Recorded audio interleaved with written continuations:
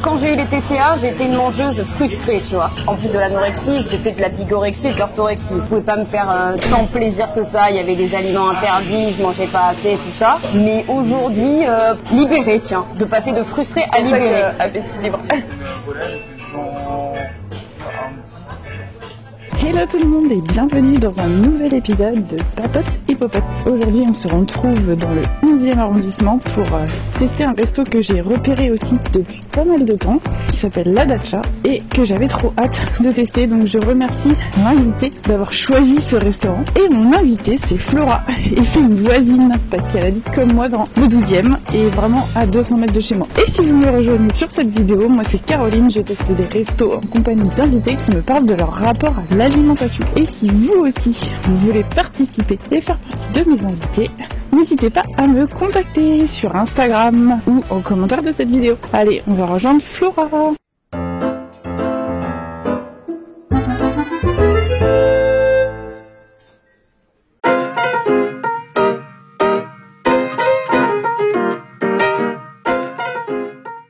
Me voici devant La Dacha, ici, avec Flora. Hello Flora. On n'est pas venus ensemble, mais bon, on aurait presque pu vu qu'on est voisines. On s'est retrouvés devant La Dacha. Merci d'avoir choisi ce resto parce que voilà, je voulais trop le tester. Ouais, bah moi aussi, ouais. Depuis le temps qu'on le voit sur les réseaux sociaux. Ouais. Alors du coup, pour nos téléspectateurs, veux-tu te présenter? Eh ben, je m'appelle Flora, j'ai 32 ans, j'habite à Paris, juste à côté de chez Caroline. En plus, on est du même quartier et je travaille dans la food. Je suis chef de projet R&D. Ça marche. Bon, bah c'est parti. Allons-y. Allons-y.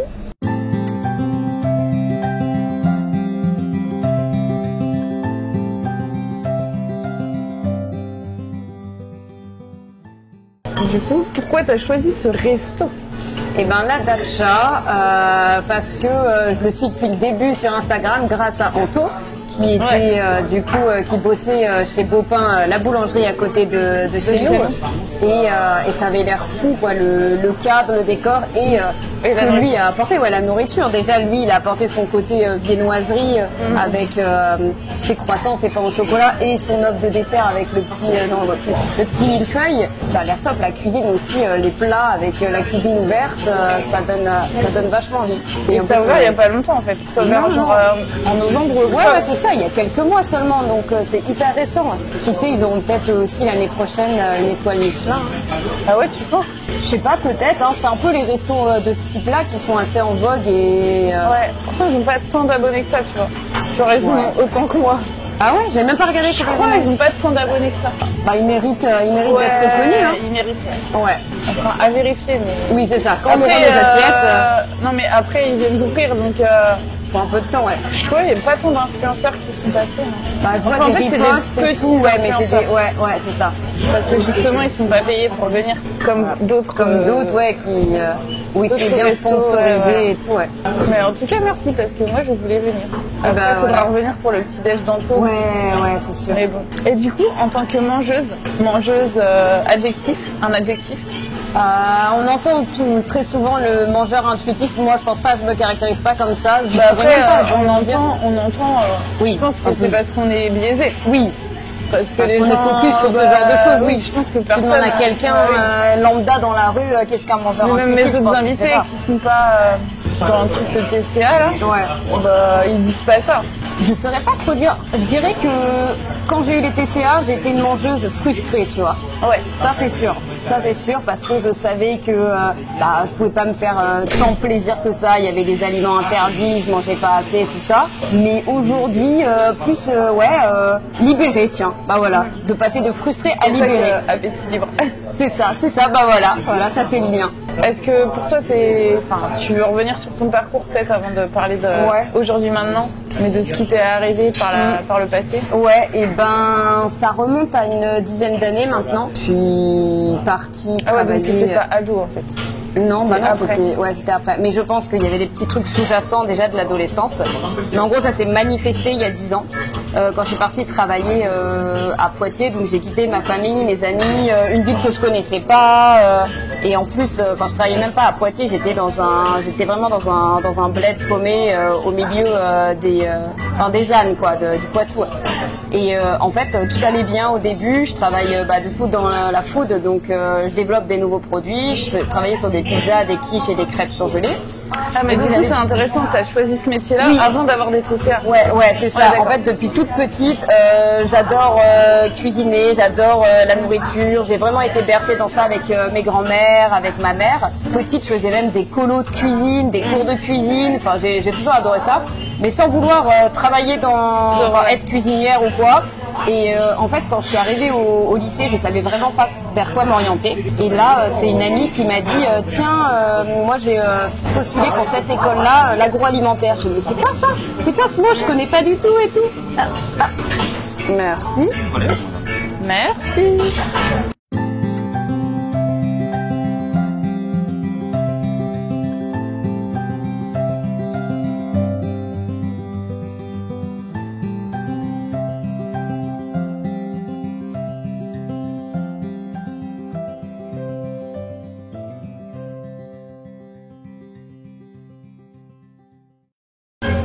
Donc oui, je disais que arrivé au lycée, en fin de lycée, quand il fallait choisir son orientation, j'étais perdue et tout. Je dis bon, je vais faire une prépa, je sais pas, école de commerce. J'avais visité plein d'écoles de commerce, de prépa.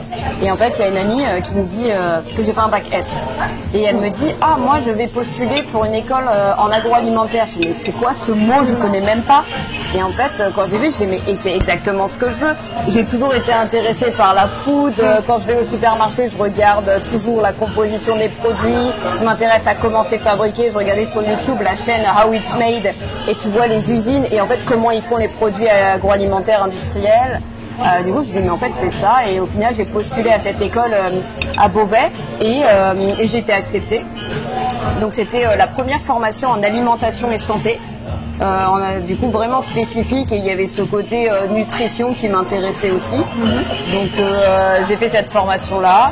Après j'ai rajouté une année, j'ai fait chez Ferrandi pour ajouter le côté culinaire et transposition industrielle. Et après du coup j'ai fait mon premier taf et je suis partie à Poitiers. Ça a l'air ouf. Ouais, c'est incroyable. En fait on dirait une terrine. C'est ça, ouais. Mais d'ailleurs, si tu veux goûter, tu pourras goûter toi aussi. Je peux te couper un quart de gnocchi là, un petit bout de viande. Oh, il est trop bon le. Et la purée là, tu devrais la goûter. C'est de la purée, c'est trop bon.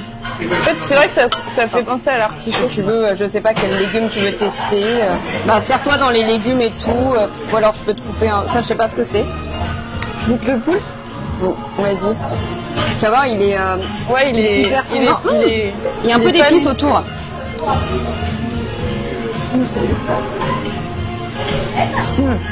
Trop dans le goût. Une tuerie. C'est un peu tempura. Ouais, c'est ça. Ça fait un peu friture autour. Et avec les petits, t'as les petits kumquats aussi. Ah oui. Et goûte la purée là. Enfin, si t'aimes le topinambour, je te pique ça. Ça, c'est du navet, non? Le poulet, ouais, c'est une tuerie. Et le petit gnocchi avec le jus.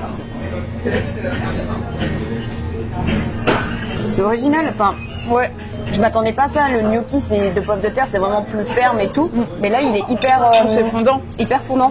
On faudra qu'on goûte ça aussi. Ouais, les petits beurres, j'avoue. Et le riz, comment il est le pain.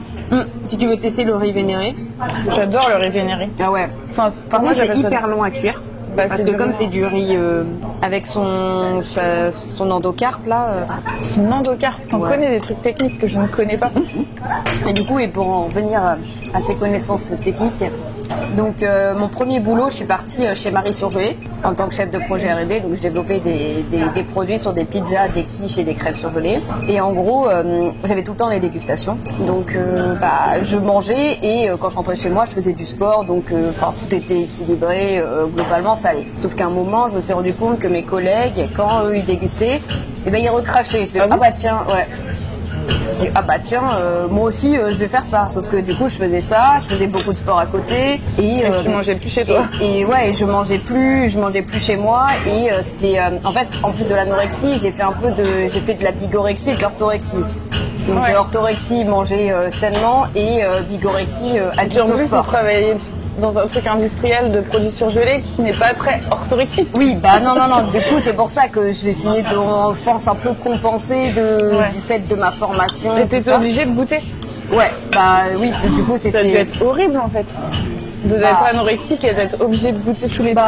Non, enfin parce que du coup comme au final je goûtais, je recrachais et après je mangeais ce qui me faisait plaisir, mais c'était de l'orthorexie, c'était que dalle et c'était que des légumes et tout, donc c'était ce qui dans mon cerveau à cette époque me faisait plaisir, mais c'était biaisé quoi. Ouais. Donc, du coup avec ces trois combinés, j'ai commencé à perdre beaucoup de poids. Je sortais pas des fois juste pour faire mon sport, enfin tu vois, je me coupais aussi un peu de vie sociale. Au bout d'un moment j'avais perdu quand même pas mal de poids et c'est là que ma mère m'a alertée un jour en pleurant. Non mais Flora, là je m'inquiète vraiment, ça va pas, t'as perdu trop de poids et tout. Et là je me suis regardée devant le miroir, je dis ah oui c'est vrai que... Tu te pesais pas? Non, je me pesais pas et je n'avais pas trop fait gaffe et comme je me suis regardée dans le miroir, je dis ah oui effectivement on voit mes os. En fait, au départ t'as pas fait ça pour perdre du poids vraiment? Non. C'était quoi ta motivation? Faire comme tes collègues? C'était faire comme mes collègues et pas grossir en fait. C'était pas maigrir, en fait, t'avais pas peur de grossir. Ouais. Ça, c'est toujours le dilemme. Est-ce que les anorexiques, enfin les personnes souffrant d'anorexie, sont dans une démarche de perdre du poids ou dans une démarche de peur de grossir? Ouais. Alors qu'en fait, je pense qu'il y a un peu deux clans, tu vois, parce que moi, j'ai jamais eu vraiment cette volonté de grossir, mais rien que la peur de grossir, ça me faisait maigrir en fait. Oui, c'est ça. En fait. Tu te restreins tellement parce que tu as peur, parce qu'en fait, tu crois qu'en mangeant un pain au chocolat, tu vas prendre 10 kilos, que en fait, tu manges vraiment rien. Et en fait, tu perds du poids. En fait, on sous-estime tellement les besoins nutritionnels, les besoins caloriques. Et en plus de ça, par exemple, tu vois, genre, je me souviens, c'était le dimanche, je me disais, ouais, le matin, je vais aller courir à jeun, et comme ça, après, je pourrais me faire, genre, mon cheat meal de la semaine. Et en fait, au début, c'était ça, et après, en fait, le cheat meal a carrément disparu. Donc, en gros, ça veut dire que j'avais des dépenses qui étaient énormes comparées à mes apports. Donc, alors là, c'est sûr que la balance déséquilibrée, je perdais du poids. Pourquoi c'est arrivé à cette période-là? Je pense que c'est du fait des dégustations, mais il y avait déjà quelque chose qui était en moi, parce que toujours. J'ai fait quand même pas mal de régimes quand j'étais au collège, parce qu'il y a eu un élément déclencheur. En fait, j'étais le souffre-douleur de ma classe au collège, et j'ai été persécutée par mes camarades, où ils me traitaient de hamster en tarot, et ils disaient que j'avais des grosses joues. Et du coup, à partir de là, je me suis dit, ah bah non, j'ai des grosses joues, je suis grosse, et j'ai commencé à faire des régimes. Même mon père faisait des régimes, il achetait le 804, je sais pas, c'est la soupe, la poudre soupe aux choux, les trucs comme ça. Et donc, même mes parents participaient à ça et me payaient des régimes, tu vois. Des plats tout préparés, des trucs comme ça à la pharmacie. Ils contribuent un peu à ça. J'ai eu un peu, déjà, tu vois, c'était un peu quand même présent, ce trouble-là, enfin pas ce trouble, mais cette volonté de maigrir, qui après s'est transformée en peur de grossir. Je vois très bien. Parce que moi, c'était ça aussi. Au début, c'était la volonté de maigrir. Puis en fait, une fois que tu as perdu le poids que tu voulais perdre, t'es bloqué là-dedans. Tu veux plus perdre. Tu sais très bien que t'as pas besoin de perdre plus. Mais en fait, tu sais plus comment manger. C'est ça. En fait, ton cerveau, il est reparti de zéro et il est sur une mauvaise direction. Et il sait plus ce qui est bon pour lui ou quoi. Et une mauvaise éducation, quoi. En gros, c'est un reset. Et du coup, oui, dès que ma mère m'a dit ça, j'ai pris un rendez-vous chez le médecin. Et elle m'avait dit, je sais plus si elle avait posé le mot anorexie, mais quand je suis allée chez le médecin, là, elle m'a dit, oui, effectivement, là, votre IMC, il est trop bas, vous êtes en anorexie, vous faites de l'anorexie mentale, il va falloir débuter un suivi. Donc là, quand j'étais à Poitiers... Et là, t'avais quel âge? 23. Ça a duré un an, quoi, avant que tu consultes. Ouais, c'est ça. Ouais, un an, la descente aux enfers. Maintenant, quand je regarde les photos, ça me... peux même plus la regarder en fait. Cette période de ma vie, ça me fait trop mal quoi. Je me dis que j'ai un peu gâché cette période de ma vie.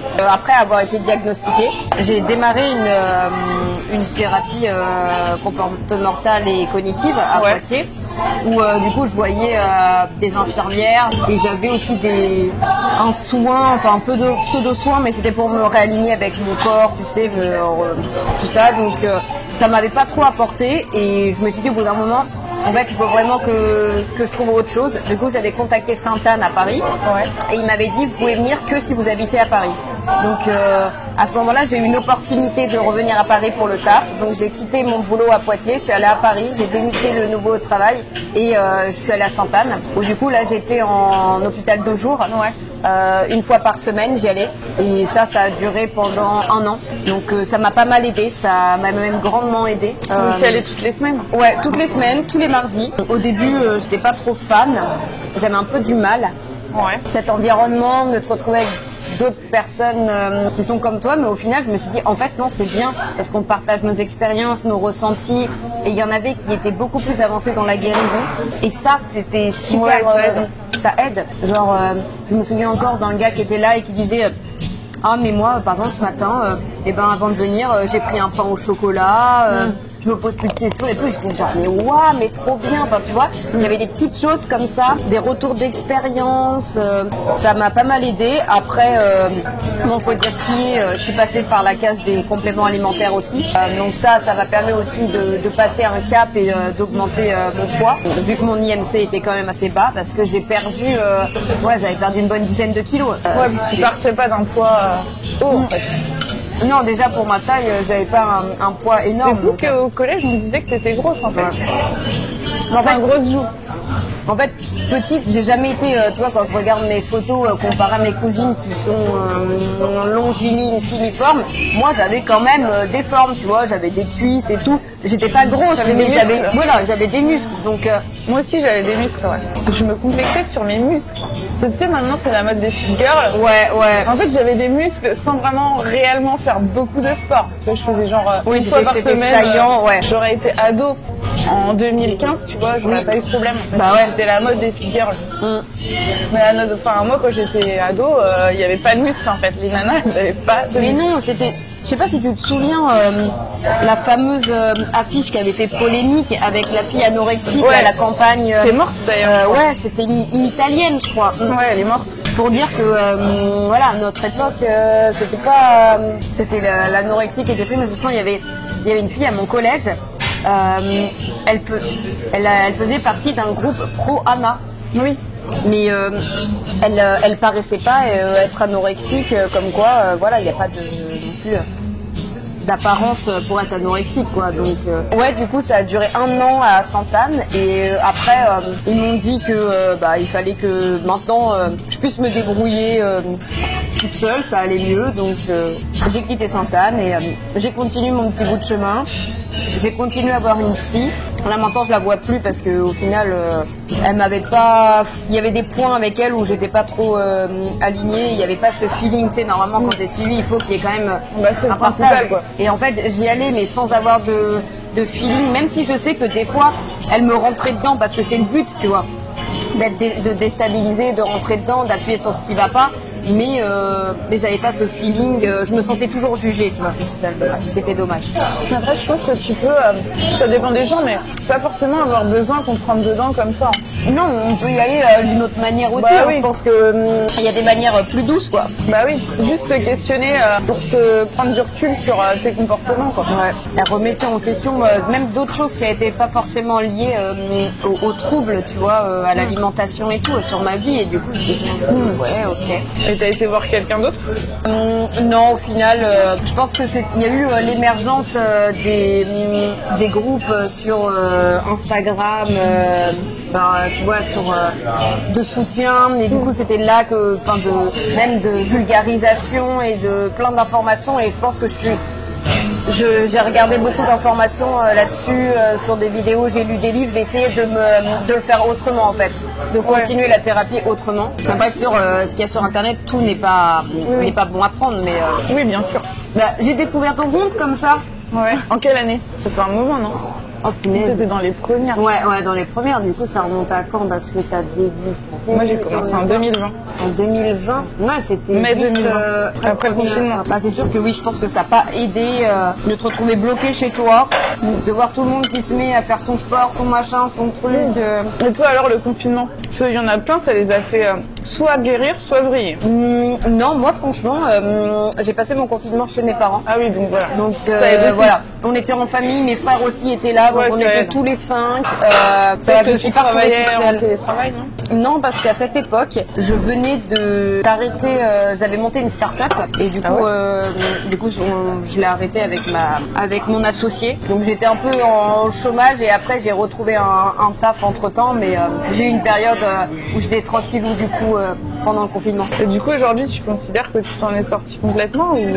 Je dirais pas complètement. Il y a toujours quelque chose qui est présent et je le ressens quand, par exemple, il y a un gros facteur stress. Je peux sentir qu'il y a toujours un petit truc qui est présent et que je peux avoir une altération sur ma prise alimentaire. Soit je vais être bloquée, je vais pas pouvoir manger, ou alors je vais faire une crise un soir où je vais me manger. Et toi, tu considères que tu as fait des crises en guérison? En guérison, ouais. Je faisais des crises le soir. Quand j'essayais de remanger, je mangeais toujours pas assez. Et du coup, le soir, pour compenser, j'avais une grosse crise pour rétablir le manque de la journée, en fait. Et du coup, ça m'arrive encore quand j'ai une phase de stress, je peux avoir un peu cette pulsion de compulsion. Par exemple, l'année dernière, le cas concret, c'est que j'ai eu le décès de mes 2 grands-mères et ça m'a tellement chamboulé que j'ai eu un petit pic, tu vois, de rappel comme quoi, voilà, c'est toujours présent, ça peut se réveiller un jour ou l'autre, quoi. Tu as trouvé un équilibre, mais peut-être, comme beaucoup, tu vois, la maladie, elle est toujours un peu là, mais elle t'embête pas trop, quoi. Après, je sais pas si on peut dire qu'on est totalement guéri de. Qu'est-ce que t'en dis toi là-dessus? Bah, je sais pas, parce qu'en plus, on n'a pas tous été aussi loin dans la maladie. Oui, je pense que ça dépend aussi de. Et puis ça dépend ce que tu dis guérison, parce que finalement, tu peux jamais vraiment retourner à l'état antérieur comme tu étais avant. Enfin, toute expérience dans la vie, elle te transforme. Après, je pense que tu peux trouver un apaisement qui te permet de vivre sereinement. De vivre sereinement et de pas te prendre la tête avec ton corps ou l'alimentation. Enfin, ça peut t'embêter, quoi. Des fois, tu vois que tu grossis ou quoi. Ouais, ça peut t'embêter. Après, t'embêtes des tas de gens. Même des gens qui n'ont jamais été ça, mais après, tu passes à côté et puis tu fais autre chose, quoi. Bah, c'est ça, en fait. Faut se dire qu'il y a des choses plus graves dans la vie et que moi, là, franchement, quand j'ai fait le constat de ce qui m'était arrivé et tout, je me suis dit, mais j'ai perdu des moments quand même avec mes amis, ma famille, à cause de cette maladie. Il y a des choses que j'ai pas pu vivre ou pas pleinement. Genre ta grand-mère qui est toujours en train de te proposer des gâteaux, des machins. Ouais. Ah bah non mamie, j'en prends pas. Alors qu'elle était trop contente de t'avoir fait un pain perdu ou je sais pas. Des moments comme ça, je me dis mais je regrette tellement. Pourquoi pour me dire je vais grossir alors qu'en fait tu grossis même pas. C'est juste ton petit diable qui est là dans ta tête. Des fois. Oui. Au début. Mais tu grossis après pour une bonne cause, quoi. Tu sais que tu vas grossir, c'est pour te retrouver ton poids d'équilibre. Parce que par exemple, j'ai grossi, mais j'ai toujours pas récupéré mes règles. Je suis toujours aménorrhée. Ça, c'est toujours la question de quand est-ce que ça va arriver, mais il n'y a rien d'écrit là-dessus. Bah, c'est que t'es sûrement pas ton poids d'équilibre. Mais c'est qu'il doit y avoir encore un truc, tu vois, qui est pas encore atteint, quoi. En tout cas, c'est super bon. Ah ouais, non, franchement, c'est ouf. C'est bon choix. Et les beurres, du coup. J'ai goûté ces deux-là. Ouais. Je suis contente parce qu'il m'a du beurre doux. Parce que j'avais l'impression que quand tu manges du beurre doux, t'es un peu blacklisté sur... Ah, tu es fan de beurre doux? Moi, je mange du beurre doux. Après, j'aime bien le beurre de micelle, mais je suis pas en train de dire ah, tu manges du beurre doux, tu fais la plus grave erreur de ta vie. Oui, il y en a, c'est vraiment... Et puis bon, maintenant que j'ai des enfants, c'est vrai que normalement, dans les recommandations, tu vois, tu dois pas donner trop de sel. Donc, on met du beurre doux. Parce que le beurre, t'en mets aussi pas que sur tes tartines. Hein. Moi, j'ai été élevée au beurre doux, mais mes cousines, qui sont nantaises, elles ont toujours vécu avec du beurre salé. Du coup, quand on était petits, qu'on était en vacances, c'était toujours la lutte, beurre doux, beurre salé. Et avec mes frères, on était non, le beurre doux. Et finalement, je crois que c'était vers l'adolescence, on s'est rendu compte, mais waouh, mais c'est trop bon le beurre salé. Et du coup, maintenant, on est team beurre salé, tu vois. Avec des cristaux de sel. Ah oui, oui. J'avais des amis qui sont venus chez moi jeudi soir. Et ben, j'ai fait des cookies et j'utilise à chaque fois du beurre au cristaux de sel. Parce que du coup, tu vas assez souvent au resto quand même. Ouais, sur Insta. J'adore tester des nouveaux restaurants. Je suis hyper curieuse et tester des nouvelles cuisines, des nouveaux plats. Bah, c'est un peu comme mon boulot, c'est ça, c'est la créativité. C'est un peu ma passion, donc j'aime bien aller au restaurant. Avant, j'allais au restaurant, mais c'était, je regardais 3 jours avant le menu sur internet et c'est pas forcément ce qui me faisait plaisir. C'était plus le truc qui va être le moins gras, pas de matière grasse à ajouter, pas de féculents, c'est impossible de trouver les restos. Ou alors c'est l'assiette de crudité, tu vois, c'était. Ou alors c'était, si par exemple mes amis me proposaient un restaurant et que je regardais, il y avait rien qui me plaisait, du coup j'y allais pas. Je trouvais une vieille excuse bidon, donc c'est horrible quand j'y repense d'avoir réagi comme ça, quoi. Ouais. C'est triste. Et tu vas tous les combien maintenant à peu près en ce moment? En semaine? En ce moment, en général. Je pense que j'y vais 2 à 3 fois par semaine. C'est quand même assez énorme, mais non, après je vois toi tu commandes, donc c'est en plus de ça, franchement je pense que moi en plus je fais beaucoup de livraison. Ouais. Je suis pas du tout pour la mentalité Uber et Deliveroo, quoi. Ouais. Enfin, s'il y avait d'autres alternatives pour que mais il y en a des plus. Ils ont arrêté. Avant il y avait Eatik. Oui, ils ont fermé. Mais je sais qu'il y en a beaucoup qui dénigrent la livraison et qui pensent qu'on a que de la junk food. Mais à Paris, mais pas du tout. Non, quand on voit tout ce que tu testes, franchement, moi je trouve des trucs de fou. Et des fois, moi je découvre des restos grâce à mon appli Uber Eats ou Deliveroo. Et après, je les vois sur Insta. Ouais. En fait, je vois qu'après, c'est un truc trend, quoi. Des fois, je vois même les trucs avant qu'ils soient trend. À Paris, après, je dis pas en province, t'as peut-être pris de la junk food, mais à Paris, t'as vraiment tout. Il y en a beaucoup. Évidemment, pas des trucs comme ça, là, où c'est vraiment du truc. Oui, casual et en livraison, ça va perdre un peu de son cachet. Ça va pas le faire, mais tu sais qu'il y a pas mal de restaurateurs qui ont travaillé là-dessus grâce au confinement. Parce que du coup, la qualité soit. Par exemple, sur la livraison des frites, pour pas qu'elles ramollissent, pour les burgers, tout ça, pour les steaks, ils ont réfléchi à plein de trucs. Les boîtes à pizza qui sont spéciales pour bien garder la texture et tout. Tu vois, ils font vachement gaffe parce que par exemple, si tu commandes des ramen ou des trucs comme ça, souvent ils te mettent le bouillon séparé. Si t'es un petit peu refroidi chez toi, t'as quand même un micro-ondes. Des fois, ils te mettent des consignes aussi. Oui, de réchauffage. Réchauffer 2 minutes au four. En plus, tu vois que le livreur il arrive dans 10 minutes, donc tu dis c'est bon, je fais préchauffer le four. Bah ouais, c'est ça. Et puis quand ça arrive, tu mets 3 minutes et c'est bon, quoi. C'est optimal. Mais c'est vrai qu'au début, la livraison c'était vraiment que de la junk food, on va pas dire le contraire. C'était les McDo et les Burger King, Pizza Hut, c'était ces trucs-là. Là, heureusement que ça s'est élargi et que, en fait, ça permet aussi de sauver les business parce que depuis le confinement, ils s'y sont tous mis parce que c'était bloqué, quoi. C'était la seule solution. Et tu as un autre livreur maintenant, enfin une livreuse. J'ai ma livreuse, C'est la livreuse de galette. Des fois, mon mari aussi qui fait. Moi, des fois, je vais chercher des trucs, mais c'est vrai que mon mari, il va en vélo et franchement, quand je vois les gars qui sont en scoot ou en vélo, franchement, ça arrive en bon état. Parce que des fois, quand c'est mon mari, ça arrive n'importe comment. Ah bah ouais, moi je sais que des fois, avec les Vélib, comme ils ont pas d'amortisseur et que j'ai un truc devant à manger, mais c'est sans dessus après. Hein. Ouais. Je pense qu'il y a beaucoup de gens aussi qui se culpabilisent de commander en mode on va pas encore commander, il faut faire cuisiner et tout. Moi je trouve que l'un n'exclut pas l'autre. Parce que des fois tu commandes des trucs, alors des fois c'est trop copieux, mais des fois tu commandes des trucs où par exemple tu prends pas l'accompagnement et l'accompagnement tu le fais toi-même. Est-ce que vous voulez un dessert du coup? Oui. Quelle question. Je vais te poser des petites questions plus légères. Alors, ta cuisine préférée? C'est compliqué, j'adore la cuisine du monde. La cuisine du monde, ça peut être tout. Oui, c'est pour ça. J'hésite entre la cuisine italienne et vietnamienne. Ah ouais. Après, j'ai envie de dire l'Asie au global, mais c'est trop vaste. En fait, il y a des trucs dans chaque cuisine que j'adore, genre l'Indonésie aussi, c'est trop bon avec le tempeh, je sais pas si tu le connais. C'est trop bon, tout ce qui est lait de coco. Ouais, je dirais italienne avec les pizzas, les fromages, les pâtes. Bon, putain, c'est assez simple, mais tu peux faire des trucs quand même qui sont assez goûtus, savoureux, avec des bons produits de qualité. Mais en fait, il y a des trucs bons dans toutes les cuisines, en fait. C'est ça. Chacun a sa spécificité. Tu vois, hier, j'étais chez Petit Bao. Et je faisais découvrir à des amis les Chao Long Bao. Donc c'est des petits raviolis vapeur avec du bouillon à l'intérieur. C'est la spécificité de ces raviolis. Et ils découvraient, ils trouvaient ça trop bon. Et je leur disais que en fait, les raviolis vapeur, là, les xiaolong bao, ça a ce nom-là, bao. T'as aussi bao, les brioches bao. Et en fait, selon les pays d'Asie où t'es, ça a un nom différent. Genre, en Chine, ça s'appelle les baozi. Au Japon, t'as les nikuman, c'est les brioches au poulet. Les yasaiman, c'est les brioches aux légumes. Enfin, en fait, dans tous les pays d'Asie, on retrouve un peu la même chose, la vapeur, le petit bouchée vapeur, mais décliné. Donc le mille-feuille qui va être une pâte à croissant garnie de crème pâtissière à la vanille. On retrouve également de la pistache sous forme de praline, des crèmes anglaises et quenelle de glace à la vanille, c'est deux épices.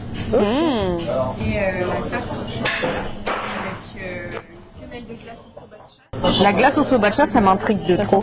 Donc merci Anto, même si c'est pas... Ouais, merci Anto, grâce à toi. Tu veux commencer par laquelle toi? Bah écoute, j'ai ça devant moi. Donc j'essaie de couper en deux. Hein. Alors moi je coupe toujours comme ça quand je coupe en deux. En diagonale? Ah ouais, en diagonale quand c'est un cube. Je ne veux léser personne. Ouhou. Moi j'ai toujours du mal avec la tonka. En fait ça ressemble tellement à la vanille que je pense que je me fais avoir. Trop bon la glace. Ouais, la glace elle est bonne. Alors le feuilleté d'Anto, j'avoue que c'est quand même pas mal, hein, ce petit feuilleté. Ouais. Petite prouesse. Faut que ça soit monté minute pour que ça ramollisse pas. Ah ouais. De petites notes de sel. Ah. Du coup, t'as un plat préféré? Parce que je t'ai demandé ta cuisine préférée. C'est plus une petite madeleine de Proust, ça me rappelle ma grand-mère. C'est un gratin de pommes de terre au saumon. Avec mes frères, je me souviens quand on était petits, on adorait que notre grand-mère nous fasse ça.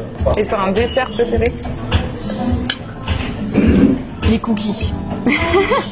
J'avoue, c'est pas mal. Et ton adresse de cookies, alors, préférée? En ce moment, je dirais que c'est scoop mini au cookie, c'est assez classique. Mais après, en fait, maintenant, toutes les boulangeries, là, comme je disais dans le podcast, ils parlent de toutes les boulangeries, tout le monde, même les grands chefs se mettent. Le cookie pistache de Cédric Grolet, il est ouf aussi. Moi, j'ai jamais goûté. Mais parce que pourtant, j'aime pas la pistache trop dans les desserts. Tu vois. Ouais. Et là, je trouvais que c'était ouf, quoi. Mais même la vraie pistache? Je pense que je suis mal habituée, tu vois, c'est pour ça. Si c'est la danette, je comprends. Ouais. Après, très bon cookie, t'as French Bastard. Et après, mes cookies, ma recette de cookies, bien sûr. Ah oui. Avec la cuisson. C'est important, la cuisson. Même le process de réalisation, parce qu'il faut que ton beurre soit à température ambiante, il faut pas le faire fondre. Ça, c'est déjà utiliser 2 types de sucre, de la vergeoise ou de la cassonade pour apporter ce côté chewy au cookie. Ah ouais, ça donne la texture. La vergeoise? Ouais, en fait, comme c'est un sucre qui est un peu moins raffiné, quand tu prends la vergeoise, il y a de la mélasse dedans. Et c'est ça qui donne cette texture. Moi, je savais pas que c'était important à ce point-là. Ouais. Et la cuisson aussi, toujours sous-cuire un cookie, parce qu'il continue. Faut pas se faire avoir. Ah bah non, il est pas assez cuit, je le laisse dans le four. Ah bah non, tu laisses 1 minute de trop, t'as plus un cookie, t'as un biscuit, quoi. Mais ouais, j'ai testé des milliards de recettes de cookies. Parce qu'il se trouve aussi que quand j'ai fait de l'entrepreneuriat, j'avais monté ma start-up de pâtisserie vegan à base de farine de pois chiches et on faisait des cookies. Donc j'ai fait pas mal aussi de cookies vegan riches en protéines avec la farine de pois chiches. Alors c'était réussi? C'était hyper bluffant parce que du coup t'as pas d'œuf, donc l'œuf était remplacé par les protéines en fait de la farine de pois chiches. Et on faisait aussi des brownies qui étaient vraiment pas mal. Mais bon, malheureusement, ça n'a pas fonctionné. Et tu vendais ça où? En ligne. Et on avait commencé à vendre chez Food Cherry.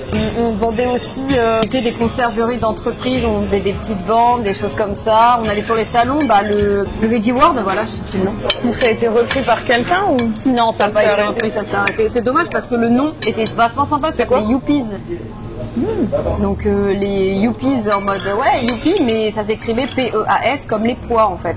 Ah ouais. Tu m'as dit quoi, ton dessert préféré toi? La tarte aux pommes? Non, c'est des cookies, mais bon, c'est plutôt un snack que le cookie, mais en dessert. Moi, ça peut être un dessert. Pendant très longtemps, ça a été le cheesecake. Après, c'était devenu les macarons. Je faisais que des cheesecakes, que des macarons, et après, je pense que j'ai fait une overdose, et que je passais à autre chose. Mais c'est vrai qu'une bonne tarte aux pommes avec de la cannelle et tout, mais c'est purée. Moi, je préfère la tatin avec la crème fraîche ou la boule de glace. La boule de glace. Ouais, c'est comme un fondant au chocolat. Je trouve que si t'as pas la boule de glace vanille avec, il manque un truc. Et je suis exigeante avec ça. Et puis il faut qu'il soit bien fort en chocolat. Ah oui. Ouais, tiens. Ça faut vite, hein. Et du coup, tu cuisines pas mal chez toi? Ouais, je cuisine pas mal, surtout que là j'ai investi dans un Thermomix et dans un air fryer. Du coup, je teste pas mal de recettes. Ah, le air fryer, le Thermomix, ça m'attire pas, mais le air fryer, ça a l'air pas mal. Ouais, et là justement, je regardais pour faire une recette de chips de pleurotes. Parce qu'en fait, t'as une option où tu peux un peu déshydrater aussi. Ouais. Donc je pense que si tu combines la déshydratation et le mode qui permet de frire, je peux peut-être tester un truc. Ouais, je cuisine pour moi, mais j'adore surtout cuisiner pour les autres, leur faire plaisir, faire des bons petits plats. Donc, et là, je suis en train de tester les box HelloFresh. T'as succombé à la traîne? Ouais, je me suis fait avoir par toutes ces pubs. Même pour parce que tu vis toute seule. Ouais. En fait, du coup, c'est bien, je prends une box. C'est pour 2 personnes, non? Ouais, du coup, comme en fait, t'as pas pour 1. Non, il n'y a pas dommage, pour un. Tu devrais faire. C'est dommage. Il y a tellement de gens qui vivent tout seuls. Mais du coup, ça me fait 2 repas. J'ai découvert une super recette, une laksa de crevettes. C'est un plat d'Asie au lait de coco avec des nouilles et tout, c'est trop bon. Et souvent, je repimpe un peu les recettes en fait. Il y a le truc de base avec des ingrédients. Soit j'utilise pas tout et j'utiliserai pour autre chose, et je rajoute des trucs. Mais tu vois, il y a des trucs où je trouve que c'est un peu des escrocs parce que par exemple, ils te vendent une recette, je sais pas, genre une shakshuka. Et ils te disent les œufs ne sont pas inclus. Enfin, du coup, ça veut dire que tu payes ta recette, t'as rien dedans, t'as des poivrons et t'as de la feta, c'est tout quoi. Enfin, en fait, il n'y a jamais les œufs qui sont inclus dans leur recette. Pour les livrer. Peut-être pour la fragilité. Je pense. Ça se défend. Ouais. Donc maintenant, tu as un petit code promo pour nos spectateurs. Alors, utilisez mon code promo. Cette vidéo n'est pas sponsorisée par HelloFresh. C'est une vieille. Vous êtes arrivé au bout de 50 minutes de vidéo et maintenant on balance le code.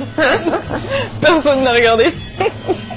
Mettez un commentaire en vidéo si vous allez jusqu'au bout. Commentez, je veux le code HelloFresh. On verra les vrais qui regardent la vidéo. Honnêtement, pour regarder mes vidéos, faut être un petit peu motivé quoi. Là tu vois justement, j'ai pas terminé la vidéo, mais j'étais en train de regarder de celle avec dans le 12. J'ai oublié son prénom. Olivier. Moi j'ai bien aimé son concours parce que justement c'était pas des restos très connus. Enfin, non, le concept était vachement cool.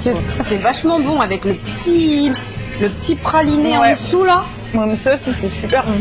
Mais non, je voulais te demander la dernière question, c'est est-ce que tu as des considérations éthiques?